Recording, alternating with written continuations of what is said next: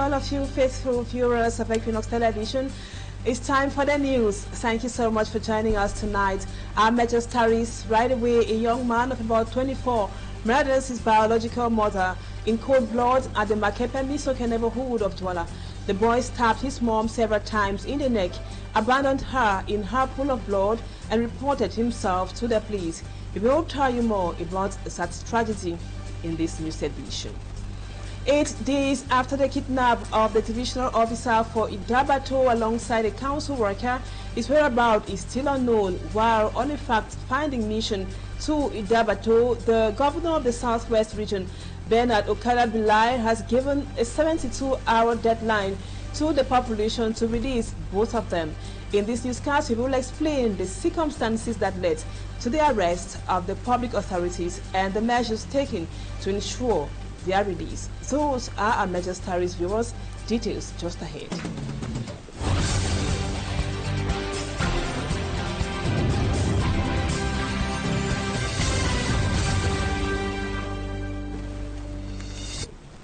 Welcome back, viewers. Thank you so much for the confidence.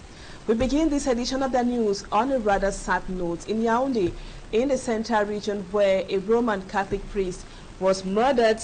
He was from the diocese of Yagua in the far north region of the country. He was brutally killed in Voye, Yaoundé, in the Central region. Reverend Father Christophe Badjogu made a stop at the Yaoundé Archdiocese on his way to Rome, Italy, just at the entrance of the parish house at about 7:40 p.m. Last night in Yaoundé, the priest was shot about 5 times in his chest, his tummy, and also on his hand. He died on the spot, according to sources. Our reporter Gisogo, who was at Voye in Yaoundé this morning, where the incident happened, said some eyewitnesses, including bike riders, said it would seem the priest was waylaid by armed men who shot him several times. May his soul rest in peace. At the Makepe Misoke neighborhood here in the economic capital Douala, we told you that a young man of about 24 brutally killed his mother in cold blood. He stabbed the mother several times and left her in her own pool of blood, then reported himself to the police. Our reporter Cedric Chakutio was at the Makepe Misoke neighborhood, and he now tells us more about that tragedy. Marie Madeleine, mother of 4 children, was found dead in her sitting room at Makepe Misoke, a neighborhood in the Douala 5 subdivision. According to eyewitness, she was allegedly killed by her own son, who goes by the name Karel. He stabbed his mother, then started running. His sister came out shouting, "Hold him, hold him. He killed my mother." So I came out running after him. I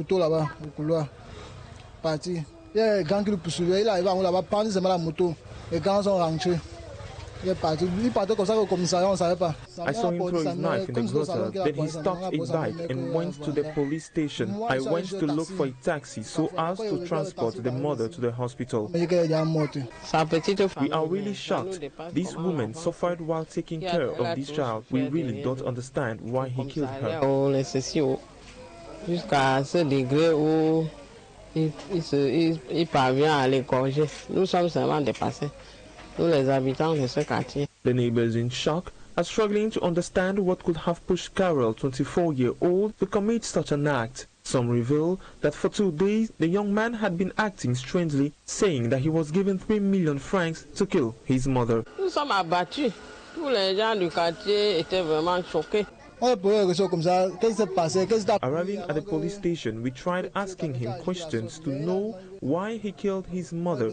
He responded that he was given an advance of money and will receive 3 million in total for him to kill his mother. This was one of the conditions given to him to kill his mother. Karel, who ran to the police station, will be questioned to determine the reasons for this act. The lifeless body of his mother is actually at the Daidu mortuary.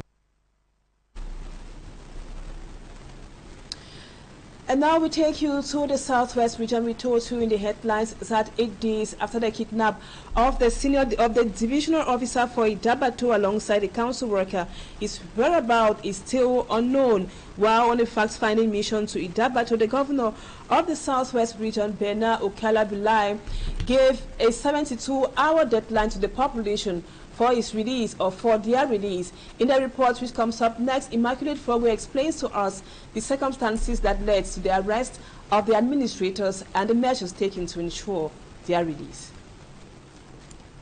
Door handle and a shattered window. This is the state of the house of the divisional officer for Idabato, Roland Ewane, who was picked up alongside the council staff by unknown armed men reported to be Nigerian pirates.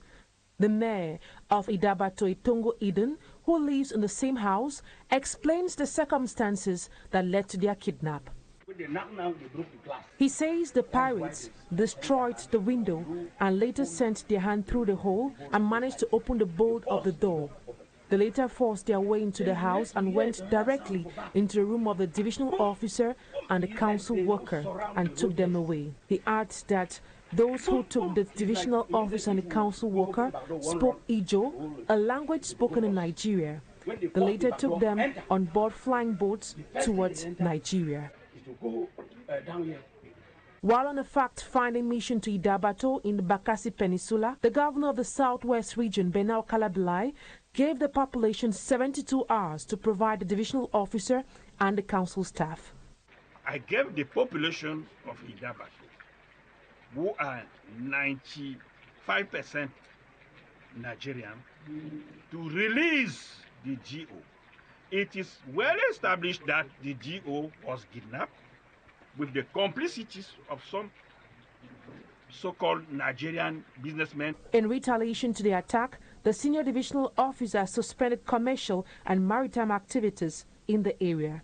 They refused to pay the taxes, and once the GO want to carry his job out, representative of the state, first of all, to fight the illegal activities, and second, to request the payment of taxes, he has been attacked, kidnapped, and carried to Nigeria. It's well established that he's now in Nigerian territories. As of now, the whereabouts of the divisional officer and the council worker remains unknown. Meantime, a search operation by the Cameroonian soldiers is underway. Now we take you to the far north region. 134 workers of the Atlantic Mountain Services in Maroua in the far north region have boycotted work since September 25, 2024. The striking workers complained they haven't received 8 months of their salaries and part of the National Social Insurance Fund. This totals to approximately 75 million francs CFA. As a result of that, they have been staging a peaceful protest in front of the company. Let's now have more of what happened in Maroua with Lucille Nguisi. After 8 months without salaries, employees of the Atlantica Mountain Services in Maroua in the Far North region staged a peaceful protest in front of the company, demanding their wages.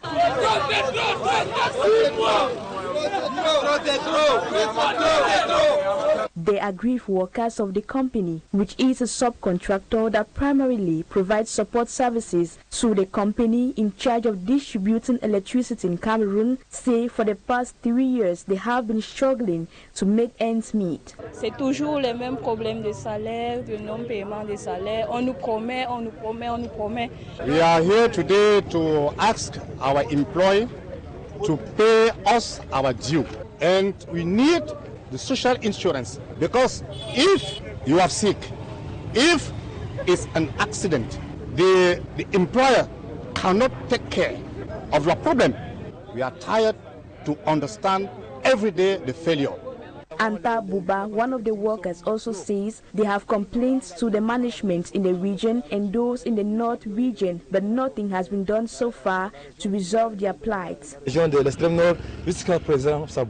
Faced with this challenge, most of their children have not begun school, and they have gone as far as borrowing money from people which they haven't reimbursed. Je paie de l'argent pour aller rembourser Amadou. Je paie encore l'argent chez Amadou pour aller rembourser Pierre. Et ça nous empêche d'envoyer nos enfants à l'école. The coming days look challenging for both Atlantica Mountain Services and the company in charge of distributing electricity in Cameroon if the employees' salaries are not addressed promptly. The paralysis of billing and outage management could lead to serious repercussions for electricity supply across the Far North region. Very few commercial motorbike riders in the city of Douala have registered and obtained the new identification jacket ordered by the city mayor. Most of the riders still oppose it on grounds that the jacket carry the MTN logo and entail doing their publicity at the detriment or disadvantage of the commercial bike riders. They disclosed being charged and obliged to register using an MTN SIM card only, as well as creating a mobile money account before being eligible to obtain a jacket. Innocent Azez spoke with some bike riders here in the economic capital, Douala. Most commercial motorbike riders in the city of Douala are hesitant to adhere to the order of the city mayor to identify themselves with jackets offered to them by MTN Cameroon. As a result, hard to see anyone wearing the blue and yellow colored jacket bearing the MTN logo. It's a form of business. Why are they not registering with other numbers like Camtel, Orange? They insist on MTN. There were MTN's guys there that they were selling SIMs. So they said the guy need to buy a SIM. They register it with the guy's name and then create a mobile money in the SIM card before they can register the guy for that Shwazip. So it shows that it's a form of business behind it. Some riders disclosed that the mobile telephone operator even announced the jackets are free of charge, which is fake. And that Shwazip that we are wearing, it's not for free. For example, there are some of our brothers that they have testified that they have already registered for that Shwazip, they have it. They say that if, for example, you put 1,000 francs in your mobile money account, you will realize that you have 900 francs. I mean, 100 francs is being disappeared. So for us, the bike riders in Douala, we have decided that we don't want it. A situation still incomprehensible to most bike riders who wish to get things right. Sensitize the bike rider and educate us well so that peace and harmony should reign in the country. Because this can easily cause a lot of problems. A lot of bike riders, they are confused. Despite refusal by most, some riders attest having registered for the jackets on basis of obedience and responsibility. The Englishman say obedience before complaining. So I must register to obey the authorities before complaining to them what is going wrong. Je suis responsable. En dehors de ça, je vais être identifiable. I think the mobile operator should allocate a bonus for us because it is their publicity we are doing. Commercial motorbike riders opposing the jackets say they see no need other than being extorted money when they can circulate freely with their license and other documents. They also see it as a cosmetic measure to cleanse the sector from criminals.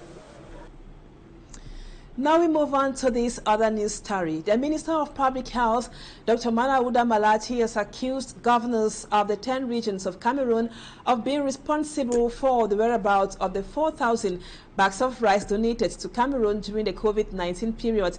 In the viral video outing, the minister clears himself and his ministry from the rice scandal, alluding responsibility to the collaborators of the Ministry of Territorial Administration and Decentralization, a strong message that comes 4 years after the bags of rice became a topic of controversy in Cameroon. For me, Armstrong Sander has more. The 400 bags of rice were donated to the government of Cameroon by aucun as part of their civil contribution to the fight against COVID-19. Many years later, the donation is still on the news for the wrong reasons.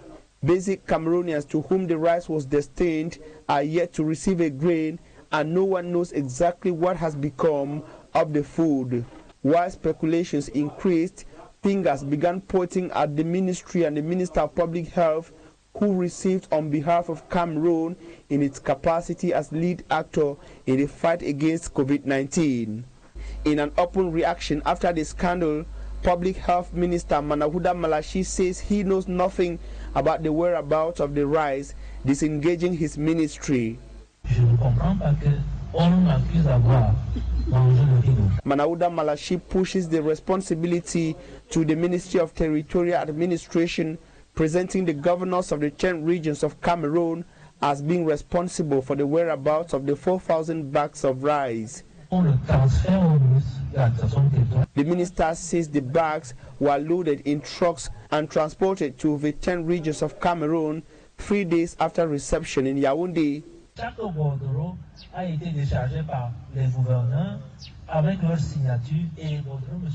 He reveals that the governors were charged to distribute the rice to Cameroonians in a laid-down format following an agreement between his ministry, the Ministry of Women's Empowerment and the Family, the Ministry of Social Affairs, and the Ministry of Territorial Administration, coordinated by the Prime Ministry. The minister reaffirms that the trucks of rice safely arrived the regions and were received by governors who forwarded their acknowledgement received to him. He proceeds that he was as well shocked that the governors didn't give an account, own up, nor come out to clarify public opinion when he, the minister, was being accused of swindling the bags of rice. The minister says some governors called him to complain when he decided to publish the acknowledgement received on his social media handles. With the version of the Ministry of Public Health now public, the Cameroonian public demand for the aucun rice accountability is now tilted towards the Ministry of Territorial Administration. Now, you might have noticed it's exactly slightly above 35 days, that is more than a month, since President Paul Biya left the country. And since then, his compatriots have no idea about his whereabouts or his present situation. This has sparked reactions from Cameroonians, like the case of Christian Timbam-Bomo, declared candidate for the upcoming presidential election, who addressed an open letter to the Director of Civil Cabinet, urging him to exercise his duty by letting Cameroonians aware or know of the situation of the leader and his whereabouts. He adds that his long absence has a great effect on the running of the state, as Innocent Asset tells us in the report. This comes up next. October 7 marks exactly 35 days that Cameroonians have not heard any news about their president and his whereabouts since he left the country on September 2nd alongside his spouse for the China-Africa summit that held from September 4 to the 6th. Since then, he had not returned to Cameroon, where he is highly needed to tackle crises dividing the population. His absence at the 79th UN General Assembly from September 22nd to the 23rd, his absence at the 19th Francophonie Summit from October 4 to the 5th, and at the Cameroon Cup final in Yaoundé, instigated Cameroonians to question his whereabouts. One of them, for instance, is Christian Timbam-Bomo, member of the Civil Society of Reconciliators and declared candidate for the upcoming presidential election. In an open letter addressed to the Director of the Civil Cabinet in the Presidency of the Republic, Samuel Mvondo Ayolo, he advances worries of the President's absence and raises the need for the official to play his role by informing Cameroonians on the whereabouts of the head of state. It is through you that the people are entitled to know if the President of the Republic is still able to assume his heavy and delicate mission. Rumors on social media indicate his presence in Switzerland or maybe in poor condition in a hospital in France. Christian Timban recalls only the Director of the Civil Cabinet can clarify disturbed Cameroonians. Beyond this, which is obvious, the Cameroonians no longer have any sign of the President. The situation is worrying, even if practically no one dares to talk about it for fear of reprisal. Timban urges Samuel Mvondo Ayolo to make a simple explanatory press release on the present situation of the President, whether on leave or ill, which are but normal. That such a way of making the President operate in ambush and opacity is obsolete. This to him endangers the country's stability as well as paralyzes the harmonious functioning of the state.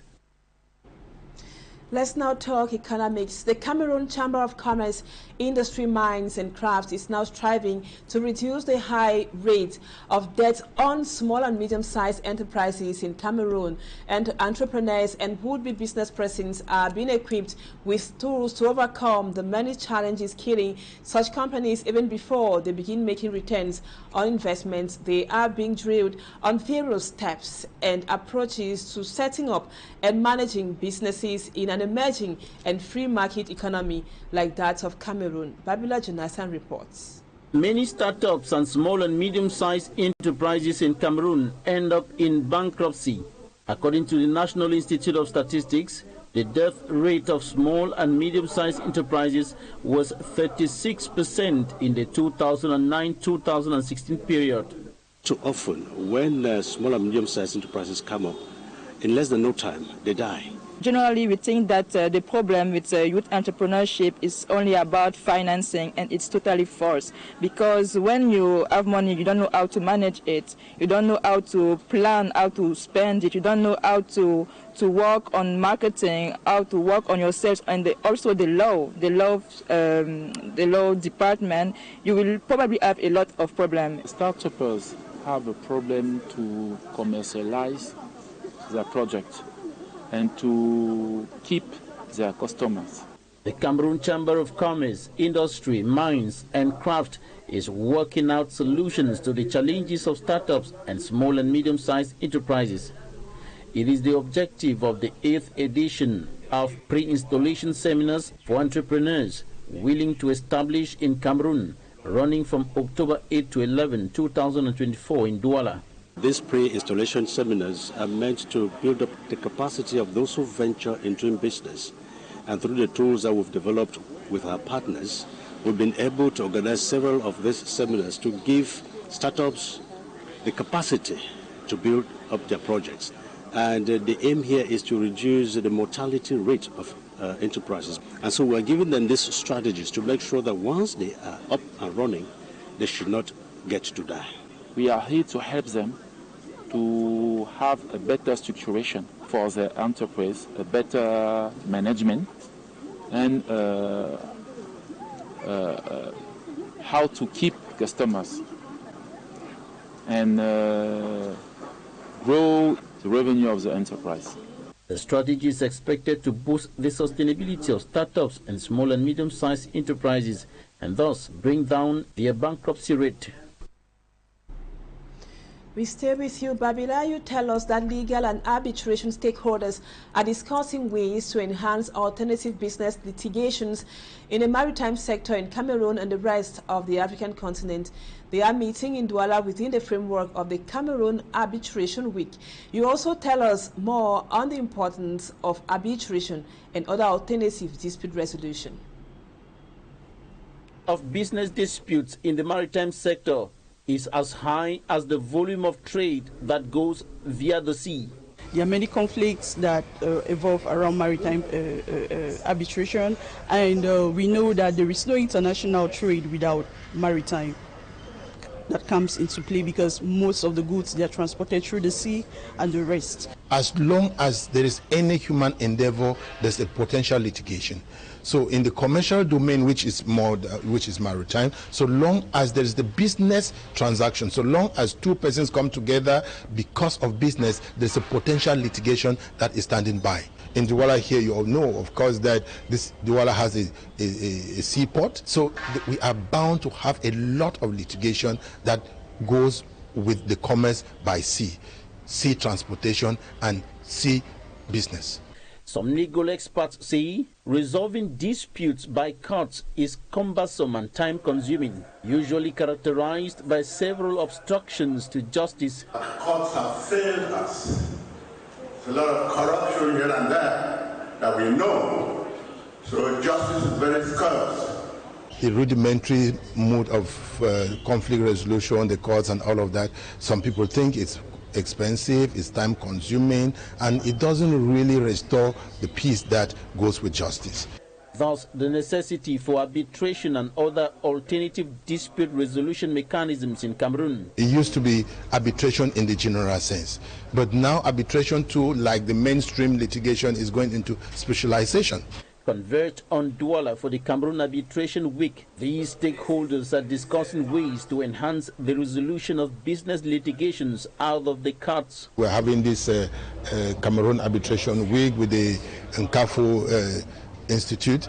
They are bringing now what it takes to solve disputes in the maritime domain. And that is why we are converging here in Douala, because we have the seaports around us, and it's equally a new field so that is growing, and then we want to educate more Cameroonians and to get more of them on board. Barrister Julius Nkafu underscores the point that Cameroon has the potential to be a highly suitable and friendly jurisdiction for dispute resolution because of its strategic location in Central Africa, a position that makes it a convenient and accessible venue for parties across Africa and beyond.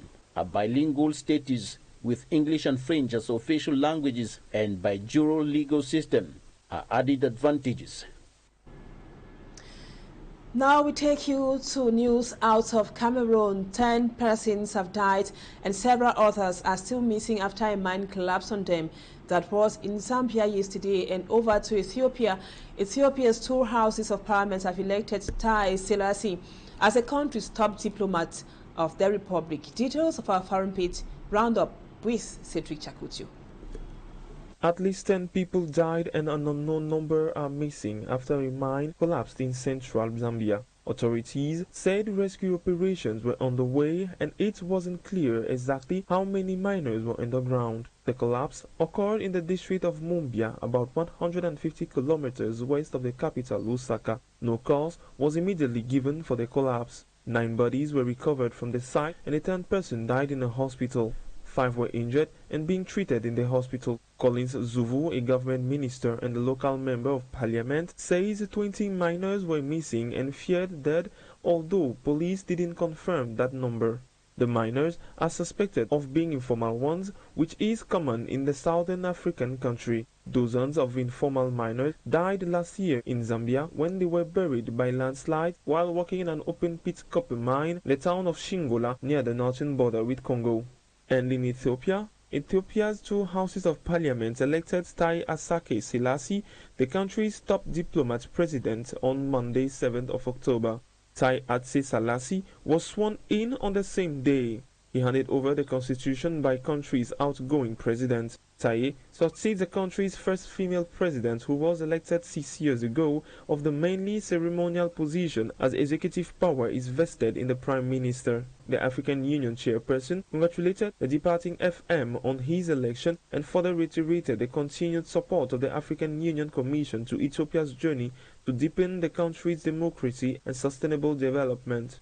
Haile is a seasoned diplomat. He notably served as Ethiopia's permanent ambassador to the United Nations in New York. Ziwede, who is being launched for making history as Ethiopia's first female president in 2018, resigned her job as a special representative of the United Nations Secretary General to the African Union to take up the role as president of the Federal Democratic Republic of Ethiopia.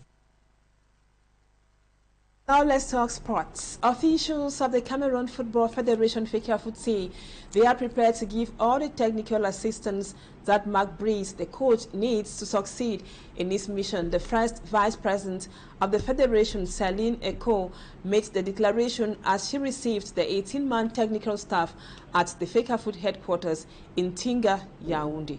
Smart Njikan Gabriel has more. The new-look technical staff of the Cameroon Football Federation meets for the first time at the FECAFOOT head office in Chinga.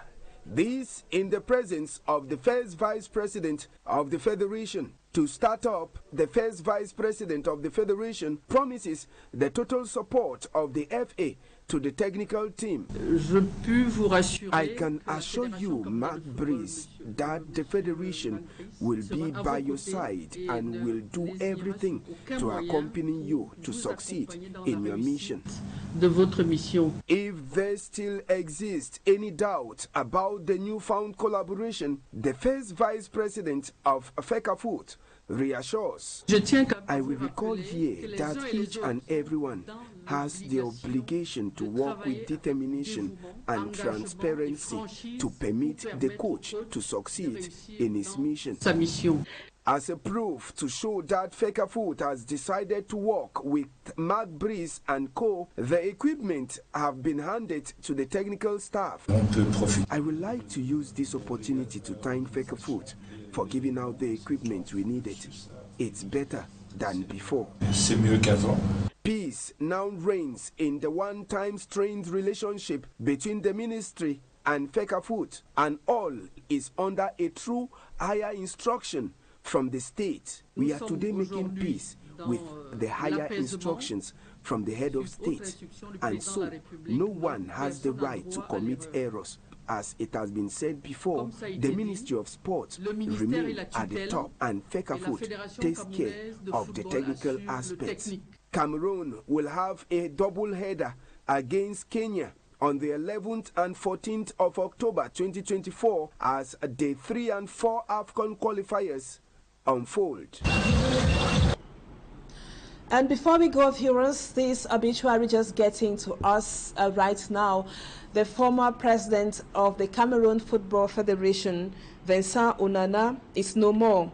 Family sources say Vincent Onana passed away, passed on today in the nation's political capital, Yaoundé. Sure, we will be coming with more details in our subsequent news editions, and courage to his family. May his soul rest in peace.